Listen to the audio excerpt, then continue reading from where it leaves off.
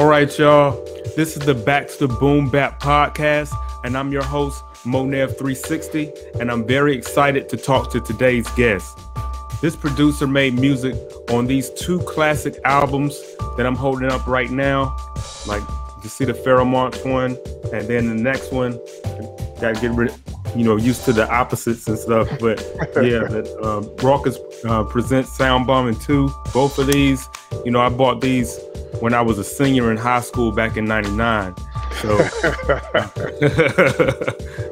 so that's how long I've been loving this man's music. So that means he's worked with Pharoah Monch. He's also worked with Erykah Badu, Kanye West, Method Man, and more. He has film, TV, commercial, and video game placements as well. We'll talk about all that and more. But first, help me welcome Lee Stone to the podcast. Thank you. What's going on, brother? I'm good, brother. I'm good. Thank you again for having me on. I'm really excited for tonight. Awesome. Yeah, I am too. Most definitely. How's your new year been going so far? So far, so good. Not too much going on. I've been taking it easy, kind of reflecting on last year and just getting prepared for the new year. Got a bunch of things I'm working on. So, it was all good. Spent time with the family, Yeah. I didn't do too much work. Actually, I did. I did a little production work, but not too much. I broke away. Took a little break during the holiday season. Yeah, a little bit of a break. Yeah, you gotta do that to recharge the battery. What I find with production, especially with me, like I'll get into a zone, and like it's everything that I work on, it kind of is inspiring me. But then sometimes I'm in a slump. Yeah. And everything is whack. So when I hit those moments, I gotta just keep pushing. So yeah, I kind of hit a moment like that with my YouTube channel, because I was going real hard, and probably for like the whole month of December I didn't post anything on here or whatever. But I guess it's like a time to refresh and stuff like that. Build back up. Yeah, that's the thing about being creative. The ideas and the connection of that inspiration is out there, but you don't always have the plug for it. Sometimes it's you, and you got to pull back and just think about something else. Work on other things. Yep. Yeah, and I'm excited to talk to you. And you and Nashim Marek used to make pause tapes back in the day, right? Like, that's correct. Yeah, we actually that was when I was in school, and we were just kind of working on music for fun. We didn't have any real outlets for anything, so he and I were just connected. And how that happened was just knowing people around the way. I'm from Springfield Gardens, Queens. He's from Springfield/Cambria, Queens. So just knowing people, and I think at that time I was DJing a little bit, and started getting into the concept of making pause tapes, because I got tired of going back and forth, messing up on some of the back and forth. So the pause tape made it to where it was perfect every time. Yeah, could you kind of, for people that may not know, like, could you explain what a pause tape is? Absolutely. So a pause tape is if you have a break beat, for instance, that you want to continue for 5-6 minutes long, but the break may actually be about 30 seconds long. You record the portion of the break on the tape, and you pause it when it ends, go back to the beginning, record it from the beginning to the end, pause it, and you just keep doing that. That becomes a pause tape. So you're constantly hitting that pause button for the length of time that you want that break to extend. Yeah, most definitely. Yeah. So that, and so, and let me tell you, got started in production, like it is. And let me tell you a little something about that technique. I had 2 tape decks. So what I would do is the drum I would have on one pause tape, make the 4 or 5 minute break of just the drums. Then I would play that, and then on the turntable scratch in the parts of another sample or a sound that I wanted to cut on top of that drum beat, and then I would record that on the second tape deck. So that's how I created. Okay. Beats. So you were actually able to like layer the sounds together exactly. and stuff. That's what I was doing. Make a track. Okay. Right. Yeah, that's how I started. That's how I started. And you know, the funny thing was the sound of it was so terrible because you know you're making the pause tapes and you're already overdubbing once. And these were high-end tape decks. These are like and in tapes I can find around the house or whatever. So they weren't like really good quality tapes.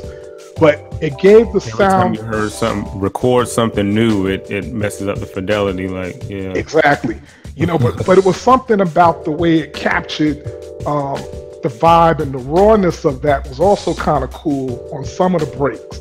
And when I eventually went to a studio, my first time in the studio, and I had the opportunity to work with the sampler and, you know, all of the stuff they had in the studio, it didn't feel like the tape. Like I still wanted to get the essence of that grittiness, you know? So we actually, on a couple of songs, this is demo stuff before I started making records, but kind of practicing with groups around the way, stuff like that. I actually recorded from the tape deck and sampled that to make the beat, you know, just to capture that kind of that sound, you know. Oh, okay. So like you added that to the actual like recording of the track. That's right. Yeah. Yeah, that's awesome.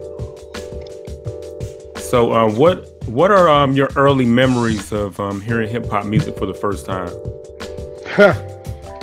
I think for me, you know, I had a friend who had an older brother. The older brother was maybe about 5 or 6 years older, so he was just around the age where he can go to parties and hear what's going on in New York. And this was around, I would say somewhere in the late 70s, early 80s, in that time period. And he would bring these tapes, Grandmaster Flash, you know, like all of the people we know, Grandmaster Theodore, and it blew me and my friends, it blew our mind. Leighton Thornhill is the friend's name. It blew our mind because we just heard like this new music we had never heard before. And I remember those tapes being something that just felt really special to me. When I first heard Rapper's Delight, you know, and it was shortly after that time period I heard Rapper's Delight. But the thing about Rapper's Delight, I mean, it was cool and, you know, it's nostalgic and respect now, but it didn't have what I remembered to be hip hop from those tapes.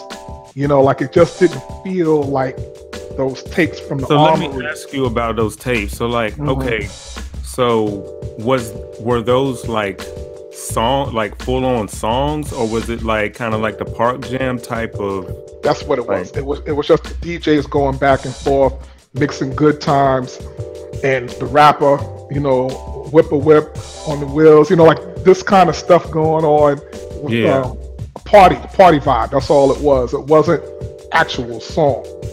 It was routines. Like the Force MCs, they had, you know, routines and stuff that you can tell that they arranged something. But a lot of the other stuff just kind of felt like freestyle, just vibe, but party vibe stuff. Okay, yeah, that's really interesting because, I mean, like when you're talking about that, it kind of puts me in the mind of, I remember Big Daddy Kane said that, you know, from back in the day, the definition of a freestyle was when you had a rap that was something that wasn't attached to an album and you spit that rap, you know, it wasn't like an off the top type thing. So was it kind of like that? If like when you say routines, that was like, you know, raps they knew and they would say them, you know, on stage and stuff? That's what I imagined, because it didn't sound like structured songs with choruses. You know, they may have little breaks, certain routines that they would break into, you know, yes, y'all to the beach, you know, like little things, chants that they would get the crowd into, but it didn't feel like, okay, chorus is coming up, break, next verse, you know, it didn't feel like that. It just felt like just balls to the wall stuff, you know, which is what I liked about it. You know, so that was those are my initial memories of hip hop. I remember, you know, the thing was the Sugar Hill Gang. When I first heard that record, I heard it at my grandmother's house. She lived in Ravenswood Projects in Queens, which is actually not far from Queensbridge, that particular area where the infamous Queensbridge. So I heard somebody playing it in one of the apartments downstairs. I can hear it blasting out of the window. I thought it was somebody in the environment. I thought it was like live. Oh, okay. There was no way in the world this was a record, because I knew all of this stuff from tapes and parties. So I'm listening. I'm a kid listening. I'm like, oh shoot, there's somebody named Big Bang Hank downstairs rhyming. Like I literally thought it was going on. Now, of course, I later found out what it was, but those were my early memories of hip hop. Just the energy and the excitement around it, and the freshness and the newness about it was just really intriguing for me as a kid, and it inspired me and my friend Leighton Thornhill to create a crew ourselves, So I was like 10, 11. Crew? We had a couple of names. The first name was, I think it was Disco Enterprise. That was the first name. And then the name after that was the Kids of Finesse, because we were all kids, like around 10, 11 years old, Kids of Finesse. And my name was Kid Quick. And I was like fast with going back and forth, flashing between the beat. That was my specialty. But I couldn't, like a DJ, like on the turntables. Correct. And I couldn't use the Kid Quick name because there was a DJ in Southside Jamaica, Queens that had that name. Older guy. And people told me, it's like, yo, Lee, you can't use that name, man, because at this time, if you took somebody's name, it could actually mean you're gonna get into a fight. Right, yeah. It wasn't about, I'm going to take a little piece of your name and flip it. No, this meant somebody may come see you. So my friends were telling me, you can't use that name. So it became Easy Lee. Easy Lee became the next name. And of course, somebody else had that name. And how long was it from when you first heard hip hop until when you first started making? Well, I know you made the pause tape beats. When did that actually start? Okay, so I guess when I first started making beats was way after. Yeah, that's an interesting question. I was a DJ. I started off as a DJ, and I was a DJ for the longest, and I would say really until I got to college, and started hanging around. I went to SUNY Westbury, which is a college in Long Island. And the thing about the college, very interesting thing, was when I was coming in as a freshman, Kumo D was a senior, I believe, at the time. Okay. He was at the school, and so was DLB from the Fearless Four. I didn't know them. They were older, and I think they actually were older guys even in school at the time. Like they guys that went back to school. But I'm a 17-year-old kid coming in to school, and I was hanging around with my crew. One of the people that I was hanging out with was Diamond D. Okay. Diamond D went to SUNY Westbury. A lot of people he doesn't talk about that much, but he went to Westbury as well, and we used to hang out a lot.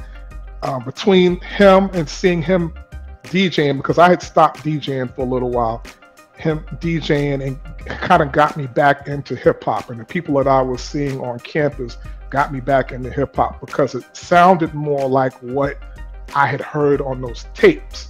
A lot of the records, even some of the Run DMC stuff, to me, all great stuff, but it didn't have the raw appeal of that stuff from the tapes. When I started hearing the stuff that Diamond D was working on, and getting introduced to some of the radio stations that were playing hip hop. Yeah, this is around the time when KRS-One, BDP, started learning about That's the Public Enemy. That brought me back in to hip hop, because this felt like what I knew, the angst, the energy. It just felt good, and I kind of skipped over something. When I was in high school, I was in a heavy metal band, so I went from DJing, into when I got to high school playing drums in a heavy metal band, and that really connected me to raw stuff. You know, I like the raw music. Yeah. That's what it was. So like groups like Metallica, Slayer, this was the stuff I was checking out in high school. So when I heard Public Enemy, Boogie Down Productions, that to me felt like the angst of the heavy almost metal like stuff. Heavy metal, you know, but for hip hop. Yeah. So it connected me back to my hip hop roots that I kind of broke away from. And that was so your question. So that really got me back into the idea of hip hop, and I made my first beat. I remember what it was. It was a pause tape beat.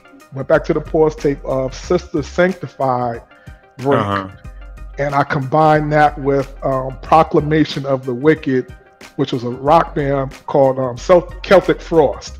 So I blended those together. That was my first beat. I was somewhere around 18 years old when I did that. Okay, that's pretty cool. Yeah. Okay, and talking about the you know, like making your first beat and everything, after you stopped using pause tapes, what was like the first drum machine or like production equipment that you started producing tracks on? I went to a school called the Institute of Audio Research, and this was after college. And when I finished my coursework there, I got an Alesis, some kind of sequence. I can't think of the name of it. It was a really small. Was it basically like a keyboard, like a controller almost? It was a keyboard sequencer, is what it was. It was like a HR16, something, that kind of name. I had a Casio keyboard that was MIDI controlled, and then I had a Akai SO1 sampler, which was really a keyboard sampler. It wasn't meant for any long-term sampling. I had like I think 11 seconds total in the whole machine, and it had 8 banks of samples. So you were restricted to a certain number of sample per bank. So, you know, I was speeding samples, records up to make them fit. Like everything was, that was my first, the sequencer was sloppy. So it wasn't tight, like my beats weren't really locking in properly, but it allowed me to get my ideas out, you know. So that was my first setup, you know, but really at that particular time I was working on just getting the ideas down. So when I went to the studio, I had like a scratch pad, you know. So when I went to the studio, I was using, I think they had Cakewalk, the SP1200, you know, like those kind of things they had going on. So I was able to use the professional stuff in the studio, but at home, that was my setup, kind of like a consumer kind of setup. Kind of like make a makeshift type thing in a way. It was. And it gave you good practice for when you went to the studio. Absolutely. Yeah, I loved it, man. You know, it really, the only thing that I was lacking was the ability to tighten up the drums. And I was able to, when I got my 1200, that was when I learned how to get my drums tight, you know, once I got the 1200. When you say tighten up your drums, what was it that the like Alesis and the, you know, the Casio was lacking as far as when you did your drum programming? You know, it was the way the sequencer had very minimal ways to kind of lock in onto a grid. You know how we lock into a grid today? Right. With this particular, whatever, it was almost like working unquantized, but the quantizing that it had in there would shift it to these exact numbers that didn't have a real scientific way of locking the beat. So if I was off on one snare, off on one kick, that was it. There was no way to really change it. It would throw the whole thing off. Right. Yeah, and it felt, now interestingly enough, no one ever heard it as being sloppy, and people like today, because of things like Jay Dilla, people who introduced the idea of unquantized music, they probably would have heard it and been like, yeah, you were doing that stuff before, because it felt kind of that slop groove, you know, is what a lot of the beats were at that time that I was working on. But it wasn't what I was going for. Yeah, at the time you didn't like it because you wanted it to be locked in. Locked in, yeah. Yeah, that's really interesting how things can shift, you know, in different, absolutely. Different eras and stuff, and people come out and innovate things, you know. Okay, and I also want to go back to you know, you had I had talked about Nasheem Maurik, you know, when you doing the pause tapes and everything like that. Since you knew him from back in the day, y'all were in like kind of close neighborhoods. Were you ever thinking about being a part of the Hitmen back in the day? When Nasheem started interning with Puff, I remember him. He went away for a little while. I think he was even living wherever Puff might have been in Syracuse at the time. I don't think he was in Mount Vernon, but wherever he was at that particular time, he was away, and he would come back and kind of talk about what he was working on. But it didn't, to me, it just sounded like he was doing something. Now, remember, this is before all of the stuff happened, you know, and I was always working on with groups around the way. He was always doing stuff with groups around the way. He had a group called Sticks and Stones that included Harv Pierre, part of the group, you know, so he was always doing something. So this to me just sounded like him doing something else. So I never really connected the idea of, you know, I need to go with the Hitmen. Now, at this time as well, I was in school, you know, so I was always working on other things for my other side of my life too, outside of music. Right. So I didn't really take it seriously at that particular time, you know. Yeah, so yeah, I just kind of wondered that since you knew him and stuff, you know. But yeah, that makes sense. yeah, I didn't really, you know, until actually you're talking about Nasheem, when he went away and then I was finishing school and working on school, I didn't hear from Nasheem for a long time, you know. Then I heard about the work he was doing. I was like, oh, he's doing this thing good. So it wasn't until Simon Says it was hit. Monch was in the studio somewhere in the city in Manhattan. He ran into Nasheem at a session, you know, because the climate, the culture at one time in New York was everybody was always working. Everybody was always in the studio bouncing around. It was a really a good scene. So he ran into Nasheem at one time, and Monch was like, yo, you know, I worked on this album with Lee, and this song is like Lee Stone. So that reconnected me and Nasheem. Nasheem's like, give Lee my number, tell him to call me. So then we reconnected after a long break. That's how we started hooking back up. Yeah.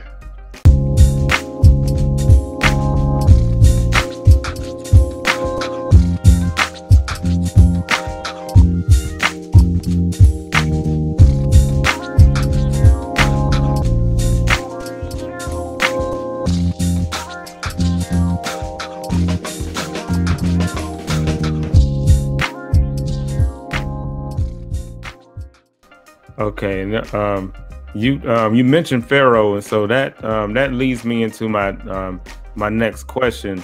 Like World War III is one of my favorite songs on Soundbombing too.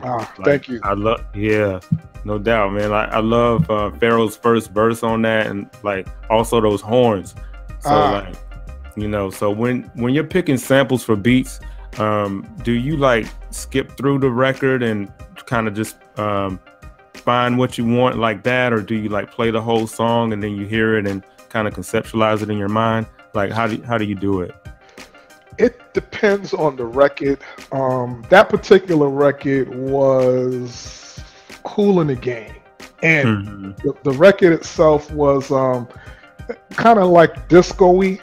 Like, so it's not necessarily something you would hear and feel like, okay, this is an old soul record. You know, this is a great record to sample. I'm gonna sit here and meditate on it. It was really a moment that I found, and it depends on the record how I kind of approach it. With that particular record, I was listening to it, needle dropping, you know, just kind of going along, seeing what it was. I didn't think it was going to be anything. It was a relatively more recent Cool in the Game record, because it was something from the late 70s, which, you know, at that particular time was like a kind of a no man's era. You know, like nobody was really flipping stuff from that era.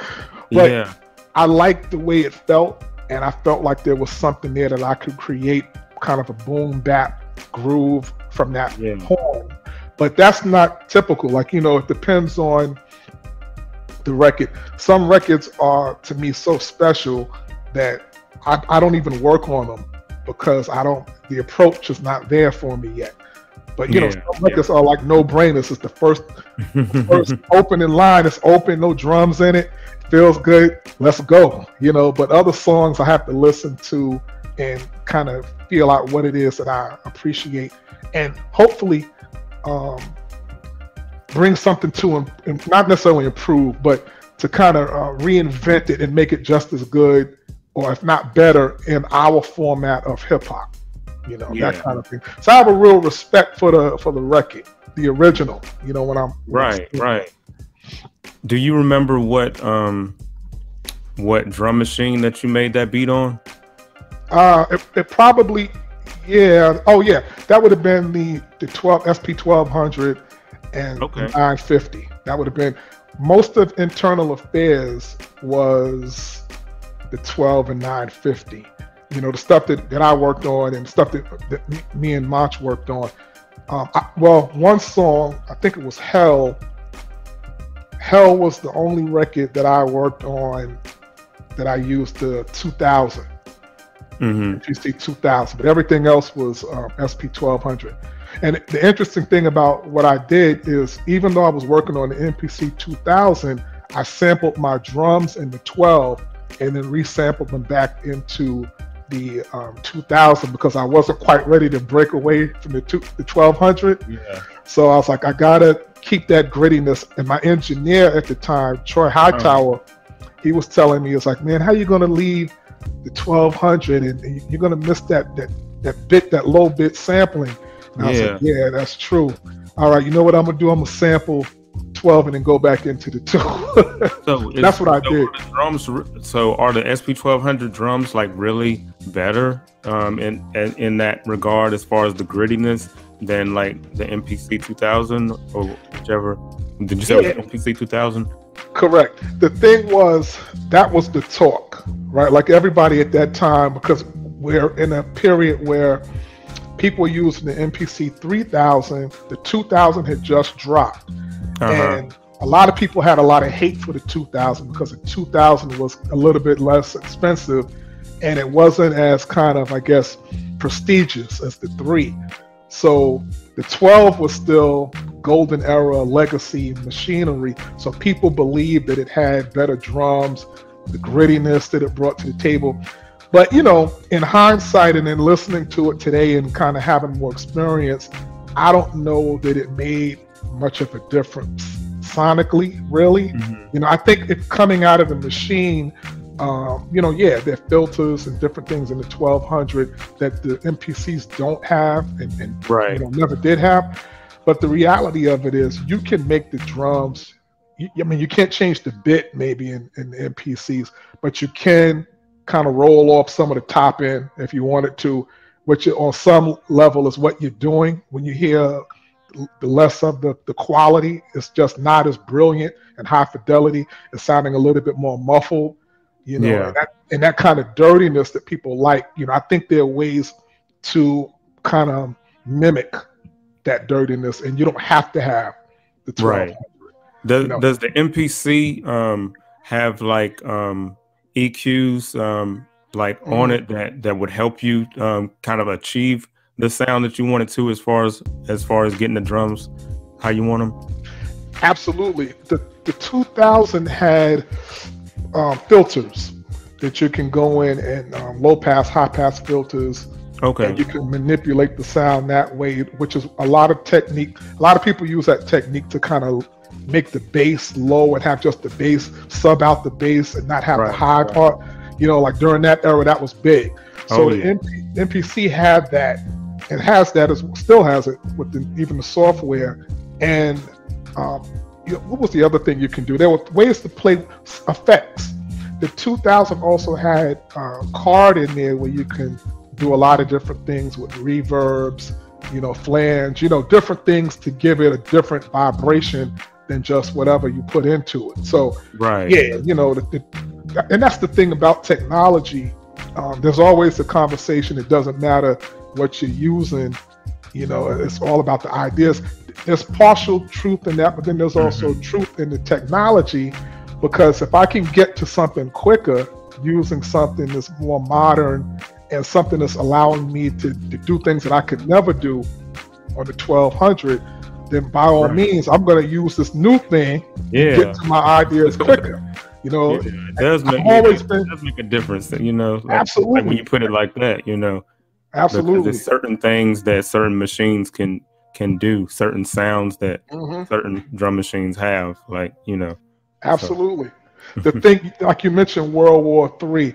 The funny thing about that, and to your question about the machine, the SP1200 let me down. I remember I had the session to go to Sony Studios to lay World War III the next day, and my machine crapped out on me. Like it would not load my disc.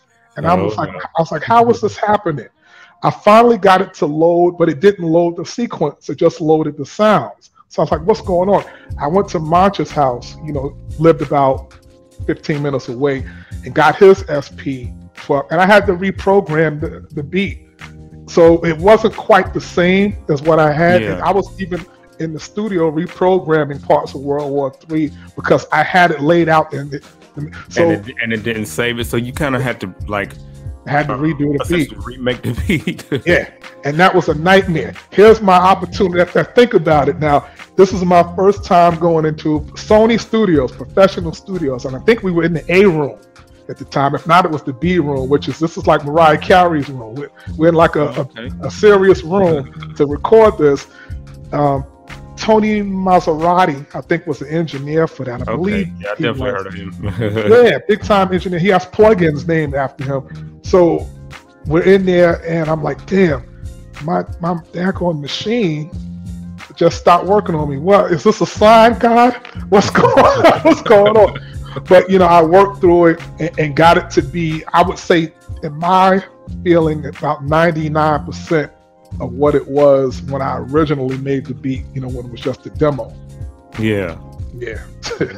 That's awesome, man. And like, I don't think I had asked you, like, how did you, when did you initially meet Pharoah Monch? Or how did I met Monch through a mutual friend. That's another interesting story. I met him the first time, a friend of mine, Mr. Complex. He's a rapper. Real name was Corey Roberts. Okay. So he actually was looking for a DJ. I'm gonna take you through the short part of his story. He was looking for a DJ. He worked at the airport with a friend who lived on my block. Complex comes over and he realizes, well, shoot, you're not a DJ. You're actually now into making beats, which is what I was focusing on at that time. And he was like, well, I'll let you know if I ever need some beats. You can work on some stuff for me. I said, all right, cool. Let me know. So he was going to a show one night. There was a De La Soul Tribe Called Quest show at Hofstra University, which is out here in Long Island.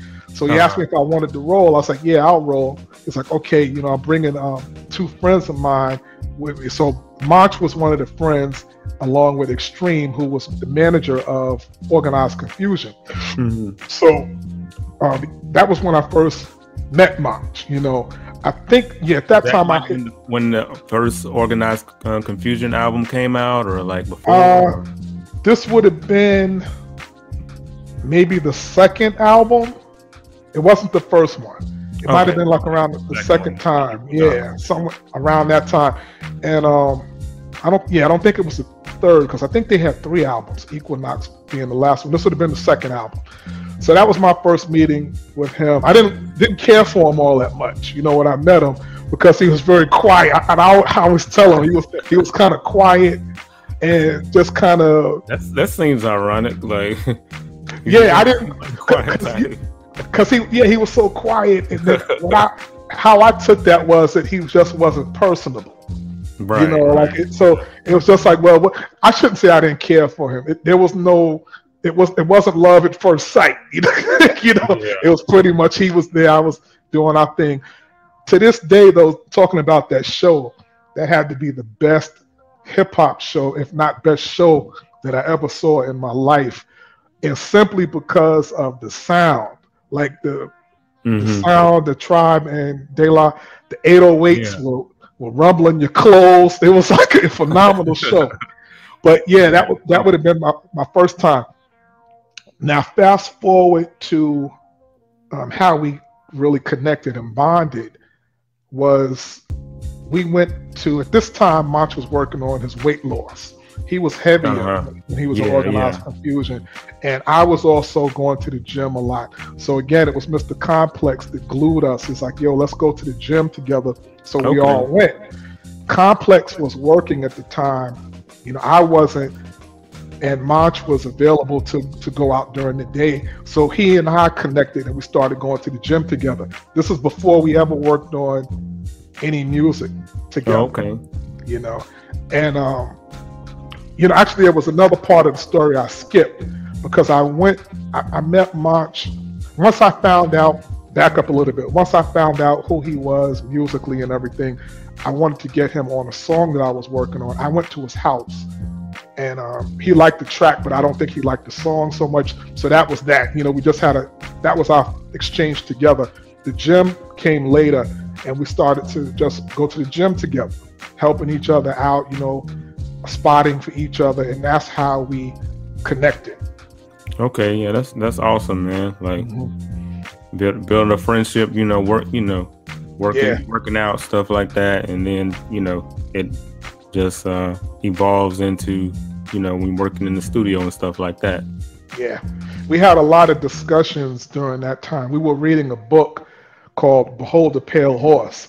And I got that book on my bookshelf. Okay, so you know what it is. I know, yep. So that particular book deals with a lot of conspiracy theories. And if you're, depending on where you are in your life, it could be a really dark book, like make you feel almost depressed about the state of the world. The CIA involvement, like, you know, like militia groups. Where are we headed as a nation? And this book was supposed to be something that was coming in the future. So I was in a really dark place at that time. I think Monch was too. And we used to have discussions about that book. And I think part of that is the reason why the Internal Affairs cover looks the way it looks. It kind of has a very espionage, kind of dark look to it, because this is where we were. You know, our kind of headspace was there, you know, kind of coming through the fire, if you will, you know, you know, World War III, you know, that's what, you know, that's where it comes from. Yeah. So, like your song Mayor by Pharoah Monch, that came out in 1999, you know, on the Sound Bombing 2, and Saturday Night by Ghostface came out in 2000. Are you a producer who gets upset when you hear another producer use the same sample as you? Because I mean, it could just be coincidence. It doesn't always have to mean that they were, you know, getting right. You know. Yeah, absolutely. I don't get upset. No, the quick answer to that is no. I think that it's funny when I heard that record. You know, I was like, oh shoot! It kind of made me feel a little good because somebody may have heard it and been like, okay, you know, this is so dope. I'm gonna tell you a secret about that song, Mo. Okay. When I first did the beat, I was like, you know what? I don't like this beat, but I know other people will. And that's that. I didn't like the track, but I said, but I'm gonna do it because I know people will like it. And when I worked on it with the actual song with Monch, he made it have value for me. And of course, you know, I love it now. And it has a history, right? And very meaningful. And that song, Monch's father was he passed away, you know, years before the record. But he always felt like he passed away because of the stress of Giuliani, who was the mayor of New York at the time, firing or being someone who had a lot to do with firing people in transit, you know, and because of the stress of that, he felt like his father was broken and ended up having a heart attack and passing away. So the lyrics in there, you know, I Shot the Mayor, is basically his feeling about Giuliani. You know, that's what happened to his father. I don't think he ever spoke about it. You know, he may have, but that's where that comes from. The energy behind that. Interesting, yeah, because he was very, you know, charged up on that song. Instead of angry on that one.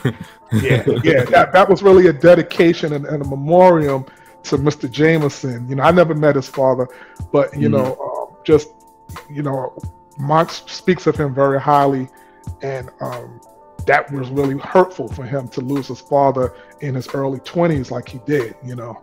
Yeah. And like you have so many songs that I didn't know you produced, like On My Block by Scarface with Streamyard. Like, how did the Scarface collabo happen? Nasheem and I were working in Daddy's house, which is Pub Studio, and we were just working on beats. And Harv Pierre, no, that's not that one. I don't really quite remember.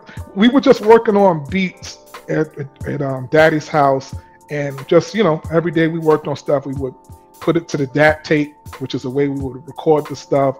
Yeah. And different A&Rs and different people were always passing through, listening to stuff that, you know, we were working on. This was kind of after the Hitmen. You know, there wasn't really much going on at Daddy's house at the particular time. You know, we were kind of the only ones in there quite often. I think Carl Thomas came in there once, but this was, you know, after Biggie. Yeah, after all, Biggie and Mason. Yeah. During that time. So, you know, we were just working. Like almost every day we were at the studio working. Somebody heard it, and Tina Davis, who at the time was the A&R for Scarface, she heard it, and you know, it became a song. It got sent down to him. He worked on it. Became a record. Next thing I knew, we're getting the call of coming to the studio to lay it with Scarface. You know, so you know, I don't quite remember like what it was. Just beats, just us working. Matter of fact, no, Scarface, that On My Block was done at my house. We did that at my house. Okay. And I don't know how. I don't know how it became a record. I guess it was something like we sent it to somebody. Maybe Harv Pierre heard it, and then, you know, next thing we know, Scarface had a copy of it and wanted to do the song. You know, I just remember that. Yeah, that was actually done. Like that, you don't even know it just got in the right hands. And see, at that time, what it was, New York was such a hotbed, you know, and at that particular time, we're coming off of a lot of music out of New York. Nasheem being the guy who made Who Shot You from Bad Boy. With Simon Says and stuff, like all of that stuff was hot. So just making a beat tape, people would check it, and you didn't know how it was getting passed around at that time, you know. So I don't really remember. I can't fully answer that, but I can tell you that we worked on it at my house, and you know, just shopped it, you know, just kind of next thing I knew it was something. Yeah. And you also mentioned Simon Says, so like you so I know so Pharaoh produced that. Did you worked on that with him? Like yes, we worked on the Simon Says together. That was one. I remember the day he called me. We were working on the album Internal Affairs. Yeah. So he was watching a movie, you know, and the movie happened to be Godzilla with a friend of ours named Tyrone Chambers. And he was like, yo, you know, check this out, man. So he plays the sample in the loop. I'm like, yeah, that's something. Bring it through. Let's work on it.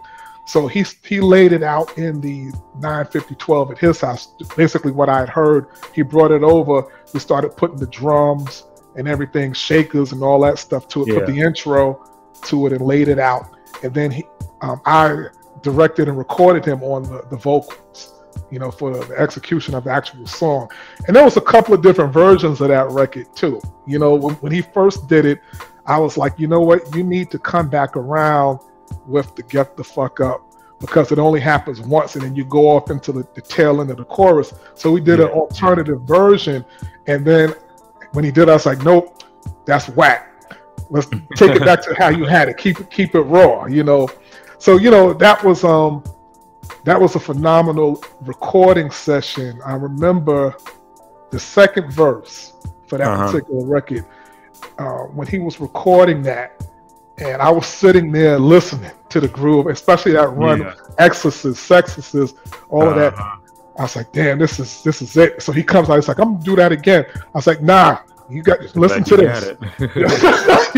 You ain't doing nothing again. Listen to this, because it was like the vibration of what was going on.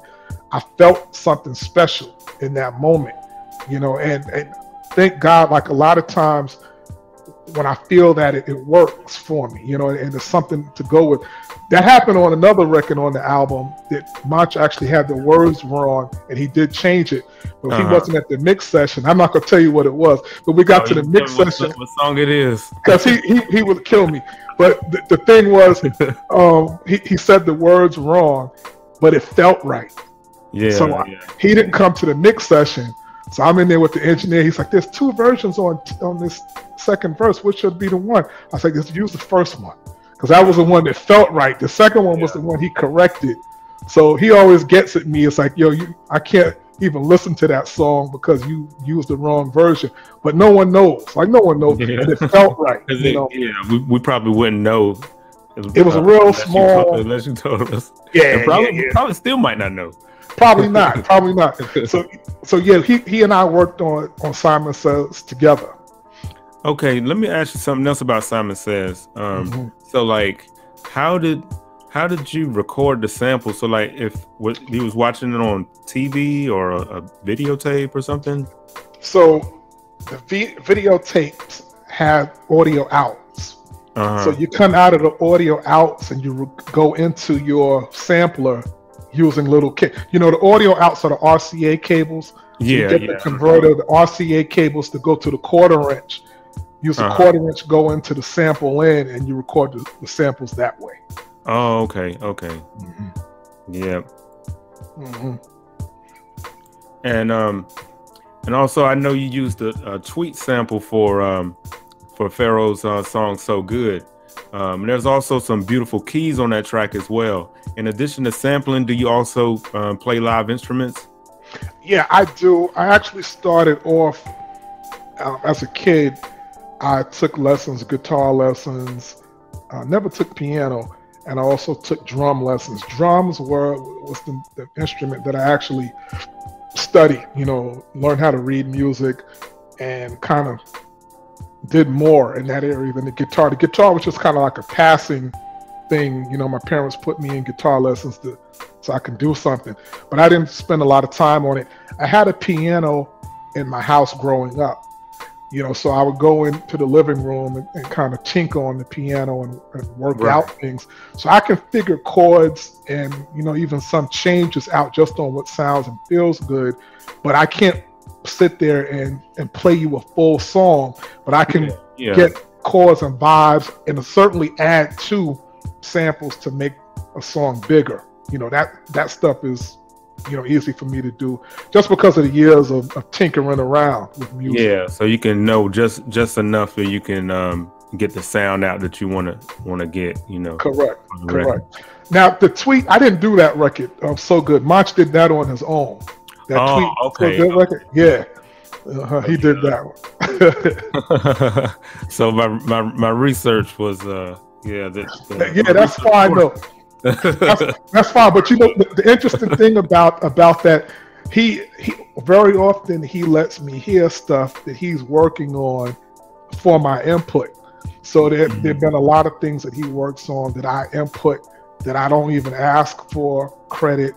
You know, he does the same with me. I mean, and the reality of it is, the first thing that I worked on musically, I was in a group, and he co-produced the song for my group. You know, that was actually how we really got started working on music. You know, he did that, and it was a co-production. He found the sample and everything, and then my group later went on to kind of add more instrumentation to it. The group was called Left Mood was the name of the group. Left Mood. Okay. Yeah, it's floating around on the internet, some of the stuff. You know, like we released an EP, and it's around, you know, or just on vinyl. You know how long ago that was that y'all came out with 98? 98, okay. Yeah, I think it was like 98. Look for it. Yeah. It was something that if people who hear it now, they say it sounds kind of like lo-fi. It's kind of what we were doing was we were looking to blend. The template for the group was CeeLo and Slim Kid Trey from Far Side. Yeah. You know how they had the kind of sing song style with their rhyme? and we were doing that with kind of boom bap music, but like jazzy boom bap. You know, we had two girls originally in the group. Then it went down. It was me and a brother by the name of Bo, he goes by the name of Destined Soul now. Destined Soul is an author, and he also is a hip hop historian. He's done a couple of Unsongs and everything. That was my partner in the group Unsung and Left Mood. So what we did was try to just find something, a new sound, you know, so it was like a boom bap, pretty much lo-fi. What you hear today, yeah. We were doing lo-fi. So think of CeeLo on some lo-fi, or some Kid Trey on lo-fi tracks. That's what Left Mood was. Okay. Did you do the track called "Hold On" Desire? Now you afraid to...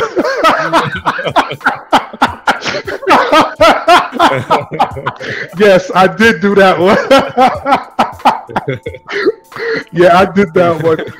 That was around the time. I'll tell you another thing about that beat. Nasheem and I had we were working on stuff for Shine, you know, and I actually did a song on Shine's album called The Life. Okay. Song. Yeah. So I wanted to do more for Shine. So that particular track, you know, I was trying to do like a skip beat. Shine had a song that he did with Barrington Levy that had like a little skip to it. And I wanted to do like a skip kind of jazzy thing. And I thought Shine would sound good doing his kind of in-between groove. And I made that beat for Shine, actually. That was made for him.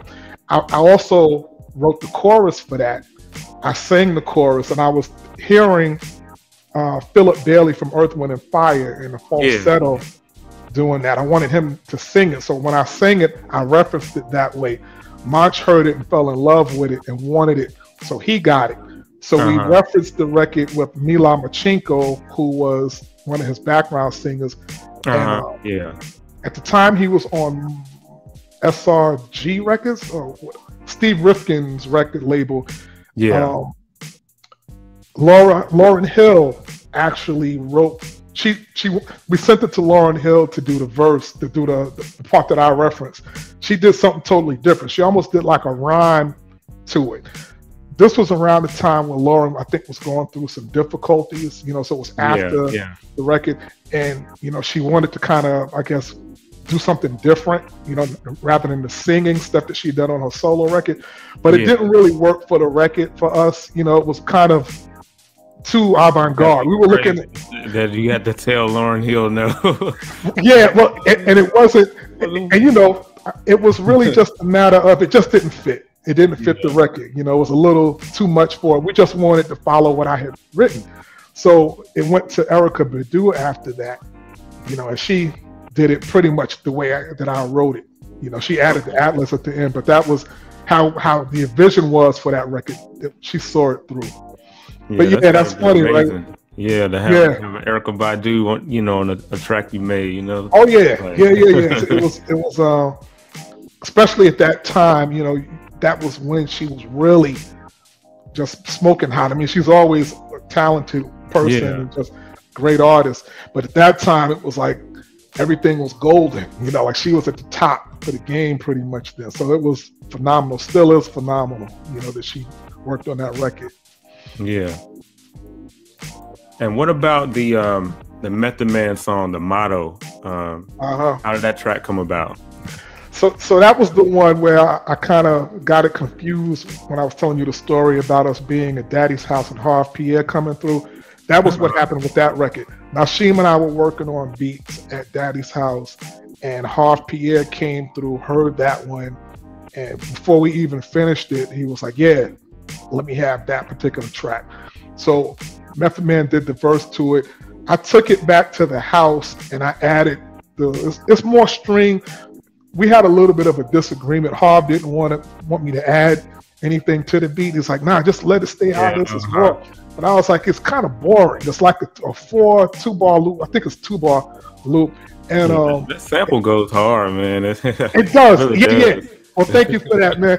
You know, but I just wanted it to breathe more into it. So I added the keys to it, and then the swells, the sub swells. Still kept it raw, but then wanted to just have a little bit of a little spice on it. So that was what was done to flavorize it a little bit, you know. And you know what? Funny thing is, Method Man says that's the only song to this day that he likes off that album, and the only thing that he performs from that album. Yeah, he won't perform anything else from that album. You know, I guess he just didn't like it as much as some of his other records. But that particular, the motto, still to this day, he performs that record. Yeah. From time to time, you know, I'm sure not all the time. So. Yeah, that's what's up. Okay, and All My Fault with Big Sean and Kanye West. Yeah. So that that happened while I was in my again in school. You know, I was working on my PhD, and at that particular time, I took a break from music so I can focus on my studies. And when you're in your PhD program, you have to take comprehension exams, the exams that kind of go over all of what you went through from the first half of your coursework to make sure that you can continue in the program. So I was really focused, and once I took the test and I passed my comp exams, I felt free to work on some music again. I worked on 10 beats, and I worked on the machine at this particular time in terms of my tool. Worked on 10 beats. 4 or 5 of those beats were grabbed up by Monch when I let him hear it. 2 of them were grabbed by Kanye, you know, and one of them happened to be what ended up being All My Fault by Kanye West, you know. So we got that, and then Nasheem and I went to the studio and worked on it after they were chosen, you know, put extra things on here and there. But that was what, that's how that happened. You know, it was pretty much me taking a breather from music and jumping back into the music. And it was a pretty good average to have like 10 of those tracks that I work on. What's that? 7 of them or 6 of them became get placed. You know, that's amazing. And also, I mean, it's a blessing. Yeah, I also just want to say, like, congrats on you know, obtaining your doctorate degree. Thank you, man. Thank you. You know. Yeah, thank you. Yeah, it was a difficult time. I wouldn't take anything for it, but it was cool. I enjoy looking back on it. I enjoy it. You know? Yeah, I'm pretty sure it was you know, some heavy coursework and stuff. Yeah, it was. And do you think it leaves less room for bias when producers let their music speak for itself, and they're not like someone who's like high profile and always being seen and heard? Because I mean, I'll be honest with you, like for the longest time, I didn't know what you look like. You know, I just read your name and the credits of, like, you know, the Pharaoh album, Internal Affairs, and Soundbombing 2, and I was like, okay, Lee Stone, you know. But yeah. Well, see, a lot of that is because, Mo, I was always working in education and trying to further myself in other areas, you know. And luckily for me, musically, my music did speak for itself, and, you know, I guess people felt something for it. So I was able to keep one foot in music while I was still doing other things. Like, I never really full steam ahead did music after Internal Affairs full time. You know, it was kind of always me just dabbling in it. So I didn't really have the time and space to do too much of being the representative of Lee Stone, the producer. You know, I just didn't do that. Like interviews, going to the different parties, and just kind of being in the mix that way. I just didn't have the place for that. Now, in terms of your question, it's a funny thing you asked that, because I interviewed James Mtume, when I was working for from Mtume, yeah, Juicy was the Biggie Rhymes on Juicy. His band Mtume was.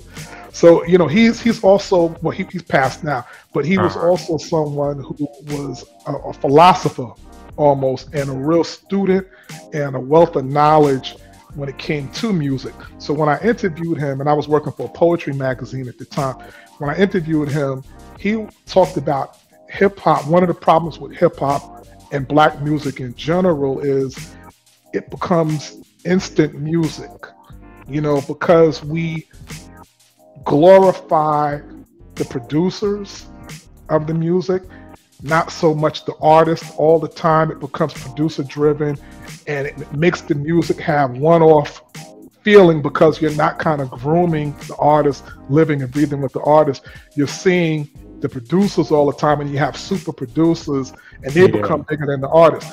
And then he did the comparison. It's like, well, you know Motown records, but do you know what Doja Holland looked like? Do you know what? And I mean, music people do, but the layperson doesn't even know those names. You know, they don't. Right. A lot of those Motown songs, you didn't know who produced them. You just knew the artist. Yeah, and you like the record.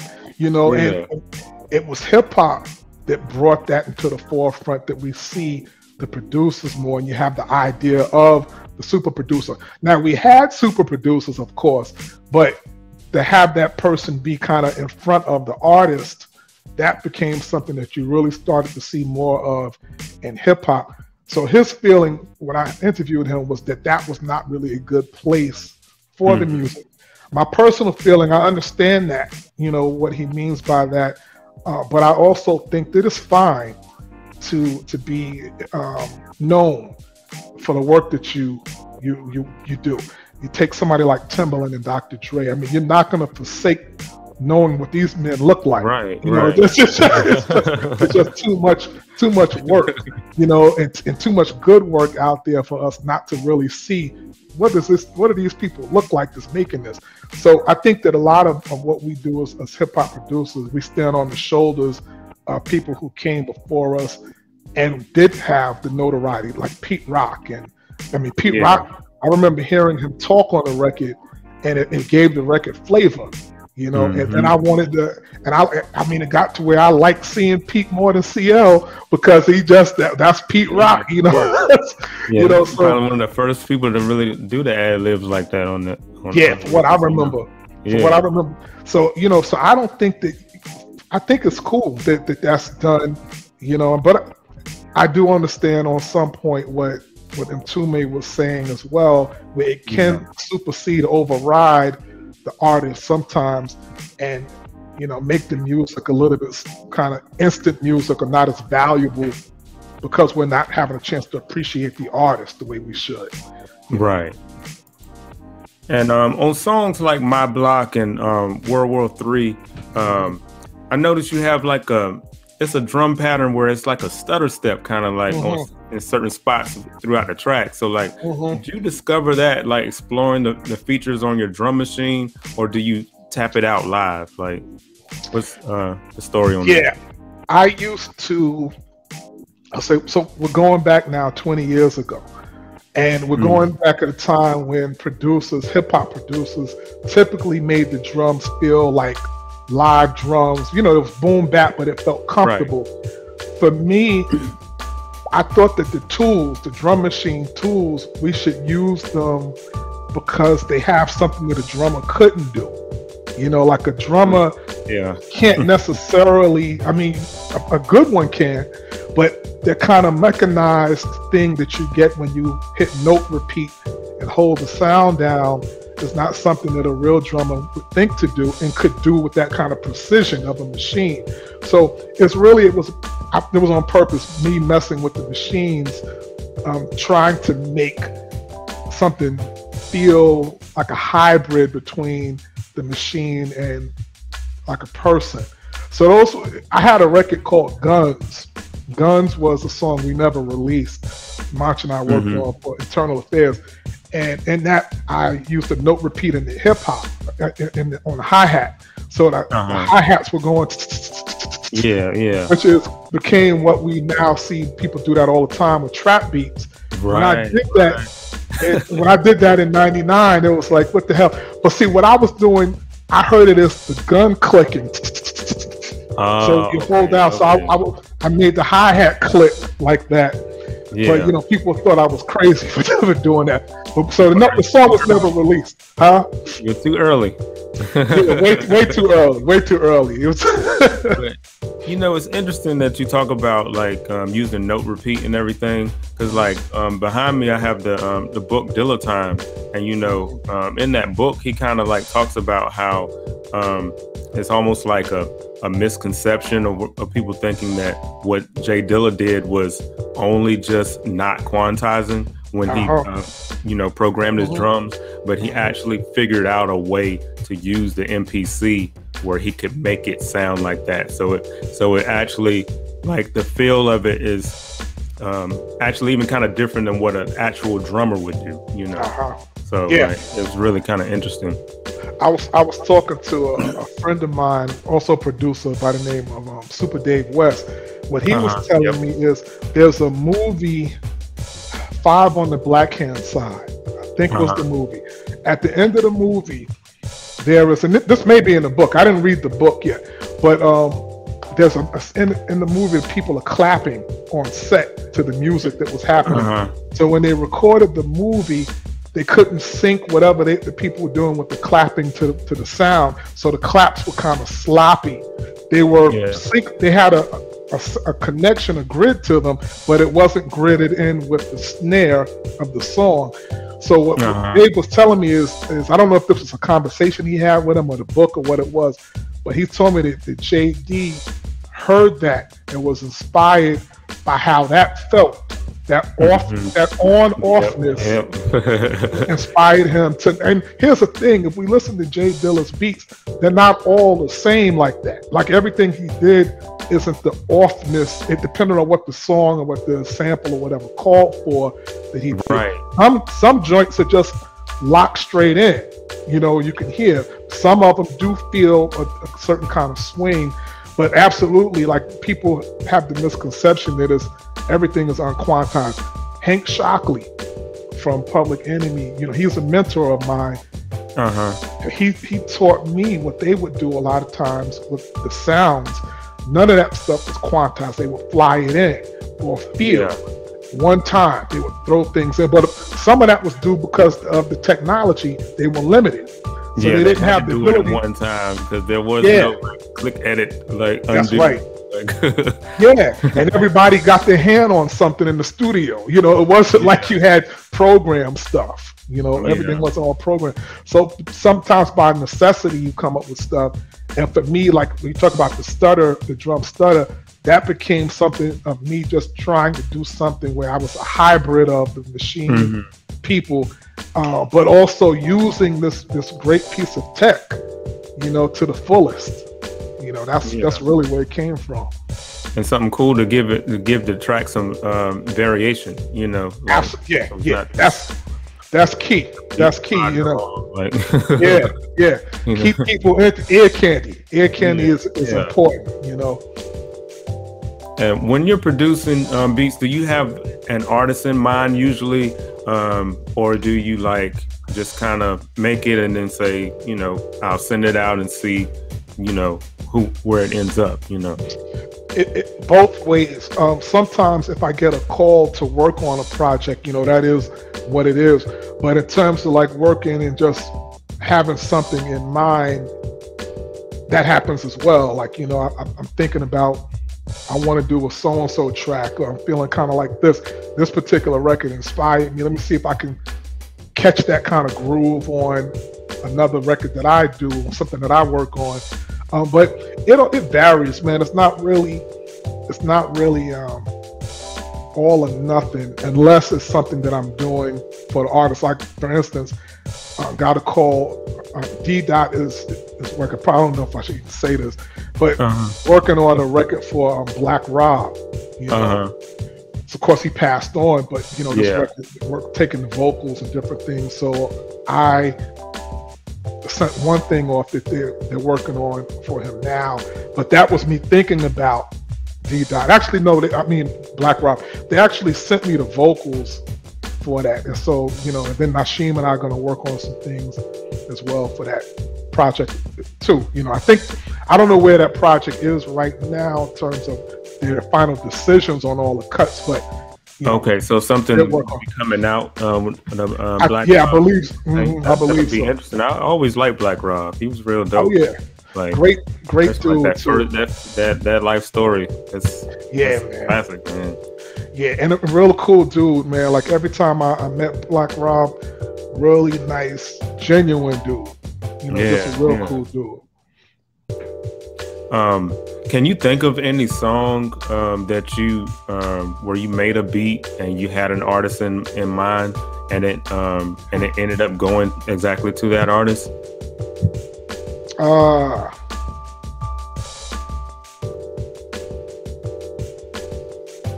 That's interesting. I'm trying to think of somebody outside of March, because of course with him, quite often I know sometimes I know. Sometimes he picks something that I didn't think about for him, but to have something in mind for someone and it goes to that person, I have to look at not offhand. I can't even think of anything. Okay, yeah. Specifically. But you said sometimes Monch will pick something that you didn't think he would pick. Yeah, quite often that happens. You know, with the album PTSD, one of the songs, I listened to the album and I thought it was missing something. You know, I thought it needed something. And I sent him, this is an example of the opposite of what you just said, actually. So I made this track for him because it was what that record needed. And it ended up being Bad Motherfucker. That was a song that I made it specifically because I thought that the record was very cerebral, and I didn't, that Bad Motherfucker was his title. I actually wanted it to be called PTSD, Post-Traumatic Slave Disorder. I wanted the title, and I wanted him to talk about the disorder that Black people have based on the history of slavery. Right. Because the whole album was based on like mental health. So I thought that would be cool. You know, he didn't do that. He made it more of a histrionic record, which is, you know, when somebody has an inflated ego, I'm a bad motherfucker. So he took it in that direction, and the chorus was what it was. But that energy of that record was something I was like, you know, this record needs some energy. This is what it needs. He's like, I could see why you say I need that. Okay, I'm gonna write to it. So he was in Australia at the time and wrote to it, and he sends back Bad Motherfucker. I'm like, I wonder why he decided to go in that direction. But then when I heard it, I was like, all right, that's cool. Let's do it. Yeah. But outside of, like, you know, I have to think on that. I'm sure there's something that way. It's just not hitting me right now. You know? Yeah, I guess because it probably just ends up where, you know, when you make a beat, you never know who's gonna gravitate to it. That's probably mostly what it is. And most of the time, you know, I'm working on stuff like just on vibe. You know, the stuff you get, I get more calls for stuff like a commercial and film. That stuff is a little different because it's a specific thing. Like working for artists, usually it's like, you know, what you got, you know, and it's like, here, check this out, you know, and it's something that's chosen from there. Yeah, and that I'm glad you had mentioned about film and stuff, because you did some music for Neighbors 2 with Seth Rogen and Zac Efron, right? Yes. Yeah. So is that like music that's actually like in the movie, or is it on the soundtrack? It is. It's the soundtrack has On My Block on it. The song Neighbors 2, TOO, is actually in the movie. So it's part of the actual score of the movie. Okay. And I have yet to see the movie and see. It was just something like they wanted something. So it was something. I've seen the first one. I can't remember whether I've seen the second one or not, but I know I had watched. I think it was the first one. Yeah. The first one, I don't even know if I think I may have seen it, but you know, people like it, like one of those kind of wild comedy movies. People like it. So, and then Seth Rogen, you know, funny dude, so people like it. But yeah, so that was something that came about because of the licensing of On My Block. You know, they already wanted that song and did license the song, and then said, you know, we love this so much. What else do you have? You know, they think we're looking for stuff. So sent a couple things, and that was one that was chosen for the film. That's awesome. And you've also done music for other films like My Baby Daddy and Honey, as well as like TV commercials and video games. Like, as far as TV and film placements, is that more lucrative than beat placements, or is it kind of about the same?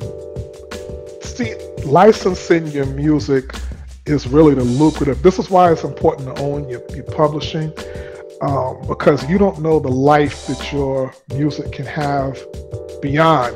If it's a song for somebody, or beat or whatever, instrumental, if it catches the ear of people working in film, commercials, they will license that material for a length of time, and you can set what you want based on how much they want it. And you can even set your price. There have been times, just to give you an example, we always get licensing deals or requests for on my block.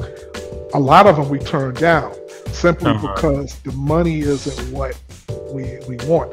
And I've gotten, there's been a lot more money made from licensing material than from beat placements. Beat placements is cool. You get your front end, you get your back end, you get your publishing, get your royalties off of it. But the licensing puts you in a whole nother place. Now, that's of course if people want to license their music. Not everything gets licensed that you work on. It has to be something that people want to actually use for something.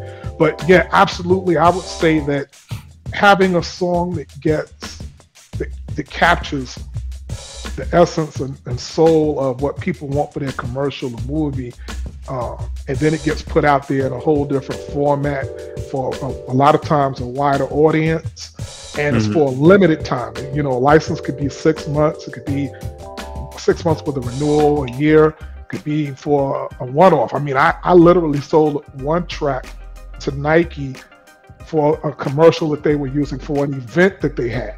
They had an in-house event, and they bought something just for an event, so it was a one-off. And that's the only time that they used it, just in that event. Just for the one-off event, yeah. Wow. So so then I'm free then to go and still go back and sell that track if I wanted to. Yeah. And video game, all of that is really TV commercials. It's a very lucrative area, which is why it's kind of hush mouth. Like, a lot of people are looking to work with the latest artist if they can, but the reality of it is there are other areas to make money in the creating beats and making music, and not everybody has to be number one on the Billboard or number one on playlist and Spotify for that to happen, for you to make nice money in music. Yeah, and I'd imagine like what you can price it, is that kind of based on of course, like how high profile the client is that's asking for it, and also like how long is they want to use it for. That's right. Yes, it's based on both of those things. Certain clients just have the money. Very often when ad campaigns, people are working on ad campaigns, and then they hire music supervisors to find music to go along with the film or the TV commercial. These are like third-party people working for, let's say, like T-Mobile. So it's not T-Mobile directly looking for it. It'll be this third-party company that's putting together the ad campaign, and a lot of times they try to lowball you in the beginning because they've been given a budget already. Their budget has already been given to them. So if they can get it for less money, that means they get to keep whatever they don't have to use to secure the music.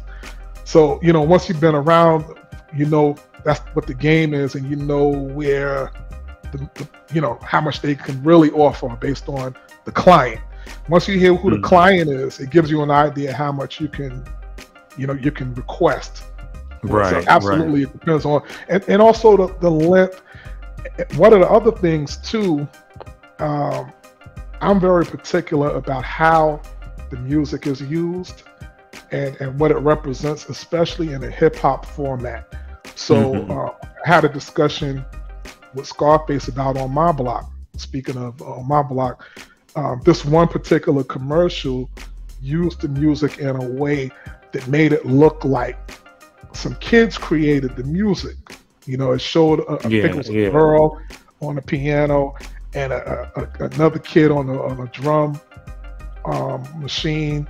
So people who don't know the song, which is a lot of people who may not necessarily know the record, we're talking the song is almost 20 years old now. So if you're watching the video, you're watching the commercial, you would think, oh wow, look at that, that's a nice song that these kids made. Right. So it presents the song in a way, it takes away. It's funny, but that people don't think about the image of how the music is being used and the legacy. You know, part of the reasons why I decided to use my name for production and not something else is because I am concerned about history and being a researcher, the importance of being able for people to connect the dots about what really happened behind the scenes on things. So, so anyway, that was a long way of answering that question. I appreciate it. Yeah, you dropped a lot of gems, you know. Well, thank you. With that, most definitely. And you've done music for like Madden football and Reebok, Lugs, and Comcast. Does it make it easier to create music when you know that it's for well-known brands that we all know and use? You know what? Not necessarily, because when you're working with an artist is kind of plugged into the culture. And you know what they like a lot of times, at least kind of, and then they know what you do, so you can kind of connect kind of in that place. Sometimes because of the ad campaigns and you're dealing with people who are representing the company, not necessarily the company, maybe not even really knowing the hip hop music per se or the culture. They just want something, want something that sounds like Annie Up. You know what I mean? So everybody wants something that sounds like Annie Up. But the reality of that, even as a creative, you may not even want to do that because that's that brother D. Who was it? I can't think of the brother's name. DR period. Yes, DR period. Real cool brother too. I met him. Actually met him. Hank Shockley took me to his house around the time that record came out, and real cool brother. Like that record. That's his thing. Simon Says it's his own thing, and I don't know that you can't, it's more than just the music. It's the time behind it. It's the zeitgeist behind it. Like all of the stuff that's happening, the artist on it. And a lot of times the ad campaign, people from the commercials, they just kind of, I want that, I want this. So they could sometimes be a little bit more difficult to work with and create for, because you got to kind of break them out of what they think they may want to have, and because you still want to be creative in it. I don't want to make another of something else I already did. If it comes and it feels like something I did, that's different. But I'm not going to sit in front and be like, I want to do another so and so beat that I did 10 years ago. That's not fun for me. Because that's what I was going to kind of ask you too. Is like, when you're working on TV and film and video games, like, how challenging is it? Because, I know they have an idea in mind of what style and stuff that they're looking for, but like the way, how can you meet in the middle of like, this is what I bring to the table, and I'm going to try to appease you, but still, and that's like crazy or corny, and that's really what it is. Luckily, I will say, I think that a lot of the companies, the marketing companies, and a lot of the companies looking to use hip hop or even dance music, they're a little bit more clued in into what is a little kind of cooler, for lack of a better way of saying it, and not so much like the kind of campy hip hop, like maybe 10, 15, even 20 years ago. As long as you had the drum loud enough, it was hip hop, so we're not really there anymore. I think that has a little bit more taste now than it used to be. So that makes it a little easier to, just be an artist when you're doing stuff for movies and film commercials than it used to be. Okay. And you reunited with Pharoah Monch for his group 13. About how many songs did you produce on A Magnificent Day for an Exorcism? 3, I believe it's 3. The Racist, which is actually that's a favorite one of Dave Chappelle. He loves that record. Matter of fact, he plays the show. Yeah, he plays it. He plays it when he performs out his last leg of the tour. He was playing it on. You know how he plays music at his shows live. I don't know if you've been to. Yeah, he was playing it, and his show he called either the first podcast, A Magnificent Day for Exorcism. So he named it after the album. I'm a big fan of the record, and the Racist especially. That particular song I did, Notch and I did that. Kill Them All Again was another one, and then Kill, Kill, Kill. All of the killing records I did. That wasn't me though. That was Monch deciding to write it that way. You know, there's a video for Kill. You didn't know what he was gonna say on it when you made Didn't know, but he, you know, but you know what? The Kill Them All Again, the intro and the vocal chop that's in there, I can understand it because it starts off by saying ashes to ashes, dust to dust. So it had to be something about life and death on some level. So to connect it to what he was doing with the project, he's Kill Them All Again. You know, so I get it. Were you in the studio for the sessions, or was it some kind of of like sending tracks? No, I mean usually with Monch, I'm in the sessions with him. Trying to think about. Well, actually, the Racist he actually did right here with me at my house. The vocals for that. Now we went to the studio to finish it. We finished it out of Premiere Studio. Actually, that song was done. But Kill Them All Again. Kill Them All Again. I think he did the first verse somewhere, if I'm not mistaken. But pretty much I'm there for the sessions.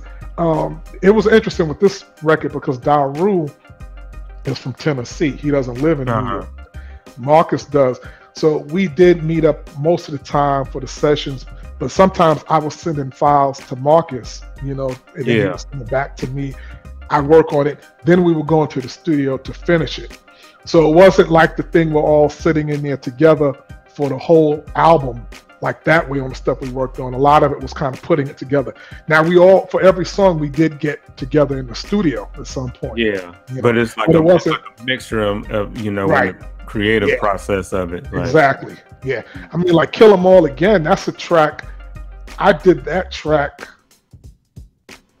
That was one of the ones from you know, my comp exam. That was the one. So that was years, at least 3-4 years before it came out, maybe longer before it came out, and maybe more like 5 years. But so you know, it was like different timelines for how that stuff gets done. Yeah, that's amazing how it can be like that too. Like you can have a track and you know that's sitting around for a while, and then it, you know, comes back up. You know. Yeah. Well, you know, I had to do that, being Internal Affairs and Monch being the first rapper that I worked with outside of Mr. Complex and getting a lot out. Monch is, you can see from his catalog, he doesn't put a lot of stuff out, you know, because it takes time to craft material. So working with an artist like that, you can't really do stuff that sounds like today, you know. And I never was really that. Like I'm always kind of creating things that I'm thinking down the road where things may go musically. And you certainly got to do it if the artist that you're working with may not come out for 3 or 4 years. You know, I can't because I mean, you look at trap music, right? And how quickly it went from the long 808s to like the short distorted 808s. So now if you were doing trends change so fast. Yeah. If you were doing trap music 2 years ago and you got a whole album that sounds like that, you got to change your album. You know, the minute the Baby came out and there was more short, distorted 808s, and that become more the norm, that long ass, slow 808 ain't gonna do it no more. So, you know, you gotta, in my mind, I'm always thinking ahead and thinking about where the music may go, you know, and maybe and kind of hoping I can help push it in that direction. I mean, I've been accused, people that heard some of the other stuff that I've done, they're like, yeah, that's dope, Lee, but that's not hip hop, you know, like, because it just sounds so outside of what people kind of, the stuff people think of is when they hear hip hop. Yeah. And that stuff never came out. You know, because I don't usually play that stuff out, but I have a lot of things that are very, very different. Put it to you that way. Yeah, yeah, I bet so. And like, so, being as though 13 is a band, did it with you working with samples and stuff? Was that a different approach as far as your creative process with putting that together like that, or how did that work? It was one of the things that I did that no one else, I don't think, did it. My concern was I didn't want it to sound like a hip hop album per se and approach it the same way. So I used drums that were not, I used live drums that I programmed. I didn't use drum samples from like break beats or, you know, like battery and stuff like that. So you played them yourself and like sampled yourself? Well, I did part of that, but mostly what I was doing was, because Daru also chopped up some of Daru, you know, his drum playing and implemented those parts into the record. But primarily what I did, I used Addictive Drums because what that is, that's a drum VST. Yeah. You know, and I processed it with plugins to make it sound a little bit gritty, to get kind of like that 70s, I guess, drum recording sound. But because you know, the drums out of the Addictive Drums can be really clean, almost too clean, you know, sometimes. Yeah. So so I used that. If the trick to Addictive Drums for me is always the velocity, right? You know, is to make sure you have your velocity at a point that sounds natural in the room and not get too much of the room in your programming. Because a lot of the records that we know and love, like the break beats, Impeach the President and all of that, you know, sound kind of dry, like dry and in your face, punchy. To get that sound, I do a lot of saturation, compression, EQing, and then also velocity has to be right with those patches, you know. So yeah, that was the approach. Right, yeah. So it doesn't sound so robotic, like, you know. Yeah, definitely. Robotic, definitely. Yeah, that's a whole really important. Okay, and I was excited to see that this year, I don't even know if, you know, whatever you want to, if you can talk about this, that Pharoah Monch is releasing a sequel to Internal Affairs called External Affairs. What, if anything, can you tell me about this project? Yeah, just started, you know, just started working on it. Just had a discussion with Monch about it about a week ago about it. And there's some song ideas that he worked on for it that, you know, again, I'm kind of giving him direction on it and certain things. I haven't jumped in quite yet. I told him that for me, you know, it's also a matter of the timing. But the other thing is, I really want to get to a space where we're consistently creating. When we did Internal Affairs, to take you back for a minute, Monch was coming to my house. He was riding his bike, you know, from his house. It was probably about a half an hour bike ride in the hot summer of 99, 98, 99, I guess it was, because the album came out in October. 99. Yeah, October of 99. Yeah, so that summer of 99, somewhere around April, May, just all the way into the summer, we were working almost every day on material. And it was a consistent, some of the stuff didn't come out. The line for, and I hope he doesn't get on me for this, the line that he used in Simon Says, The Exorcist, that particular run, that was from another record called Make It Happen. You know, he used that line in a song called "Make It Happen" that we didn't use for the album, but it was part of the demo that got it got the record deal, the solo record deal at Ruckus. So, you know, and we were jamming. You know, we had people coming through, playing the drum machine. I get on the bass, get on the keyboard, like just musical sessions, enjoying ourselves, doing stuff. That was the birth of Internal Affairs. You know, it was like a consistent kind of synergy going on to make that stuff.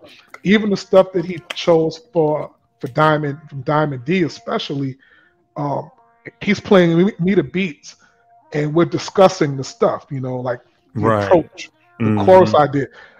You know, I gave him the idea to do the singing on that, but that was because we had developed had a working kind of relationship.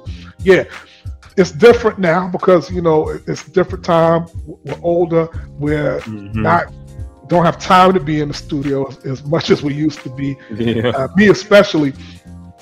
So, you know, but I want to find a way to kind of capture a little bit of that feeling so we can build from that place and not just be, you know, here's a beat for you, go on and rhyme to it, let's see what you got. You know, just to have a little bit more. Get that chemistry back of how it was on the Internal Affairs days. Exactly. So that's right now. I can tell you that it's going to be the energy of it is going to be similar to Internal Affairs. I don't know about the sonics of it. You know, it's going to sound better in terms of like the sonic quality. It's going to sound better. But in terms of like the feel of it, I can tell you what it won't be. It won't be 13. There's a conscious effort to not make it 13, you know, so it won't be guitars and drums, hip hop, you know, because that's closer to what 13. What I wanted, solo album, right? It's gonna be a Fairmont solo album, and I really want it to be a black record, you know, like just super black in terms of soul, like deep, like heavy soul.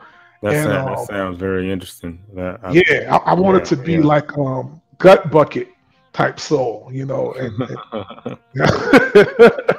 that's my thinking for it, conceptually, and even the way it makes me feel. You know, bringing back soul samples and stuff for it and stuff too, like possibly that kind of thing. You know, just really be like some of like the blackest stuff you've heard in a long time. You know, and in a sense where, you know, I think we can do that. It doesn't have to be grimy sonically. It could sound good, and it doesn't have to be clean either. It doesn't have to sound like an R&B record. It could still be. It's really more. And it's the intention behind it, because even the topics that he's talking about need to be that. There's one song in particular that I can share that maybe I can't say too much about. It may be a 13 record. I'm not 100% sure, but if it becomes a Pharoah Monch record, this record, the stuff that he's saying on it, there's some profound stuff in regards to the industry. You know, like that's kind of like you hope the album goes in the direction of. I'm hoping it stays. Man. I'm hoping it stays there, and to be unafraid. You know, a lot of records I hear, people are afraid in their music. They're afraid to say, you know, you can kill 1 million people on your records, and especially if you're killing 1 million black people. That's not hard. You know, that's actually soft to make that kind of record. You know, that's what you're doing. Right. Yeah. What's hard is to now talk about what corporations are doing to people and call out names of people, like, you know, Jaguar Wright. You know, she's talked a lot. Fearless. She's been airing out a lot of stuff. Yes. Yeah, that's hard to me. Like that, telling those kind of truths and being blatant and not being afraid of the repercussions. That's being hard. It's not hard talking about drugs that I'm selling on the corner, or how many niggas I could kill, or how many, or even the girls that are getting fellatio. I mean, that's been commoditized now. That's what they're trying to. They know, because they know what makes money. So it's not even, you know, it's not even almost like rebellious anymore. You know, it's not. It's the norm. And the thing about it, what I always talk about, like black pain. You know, black pain, there's a lot of money to be made on the pain of black people. No one does anything about it. It's entertainment. Yeah. It's entertainment for black people. It's entertainment for white people to look at how these people are, the animals. And, you know, I don't know. People talk about it like we think it's popular, it makes money, but we do know that it gets promoted. And it gets promoted because this keeps the people who are represented in it, meaning black people, marginalized as people. You know, you can't be competition in the world, in the place of career-wise, or even people who are in the world just being regular individuals. You're not competition if you're in jail or someone standing on the corner. You know, so if you're producing music, putting music and information out there that this is who these people are, and they start to internalize it and become that, then you got a whole group of people who are out of the game. You know, they're out of the game and no competition, because I could do what I need to out here as a businessman. I don't need to hire you. You know, I don't need to look at you as equal. You know, matter of fact, I can kill you. If I'm a cop, I can kill you and not have any repercussions. All the time. All the time. No repercussions at all. Right. You know. And you know, that's not all cops, of course, but you know, but we see it happening. I'm not sure it happens to other people, but again, the portrayal is not a real outcry from anybody when it does happen. We hear outcry for a minute, but then we move on and we back in the club, you know, whatever. So you know, and hopefully one day, you know, the best thing that we can do is keep speaking out about it, and you know, putting our voice on it, you know. And be hard, like that. And that's why with this album, External Affairs, for it to be that record, that's a hard record to me, to really call out what you should call out. It's easy for me to say black on black crime. Why is there black on black crime? You know, it makes sense. If I'm marginalized, not doing well, seems like I would be robbing people, and if I'm living in a black community, I'm gonna rob and kill the people who I'm around. So that's normal behavior. What's not normal is people who are not marginalized keeping their neck on people who are. That's what's not normal. Keeping their knee on people. I said that wrong. Keeping their knee on people's necks. Well, you know, Lee Stone, I have thoroughly enjoyed this conversation with you. Me too. You know, we touched on so many different things. You dropped so many gems. And like, if anyone out there wants to reach out to you for beats or to be on podcasts or whatever, how can they reach out to you? I think the best way is probably on Instagram. You know, it's I don't use my Instagram that much, but it's what is it? I think it's at Lee Stone Music. I think at Lee Stone Music, yes. At Lee Stone Music. Yeah, it can also be emailed at leestone777@gmail.com. Edit that part out if you care. Let me say that again. They can reach me on at Lee Stone Music and also leestone777@gmail.com. Okay, yeah, that's what's up, man. I definitely appreciate you coming on and, you know, letting us know this information about your music and about your discography, man. It's awesome. Yeah. And Mo, you know, to you, thank you so much for continuing to be someone who upholds music, hip hop especially, and wishing you a lot of success on your podcast.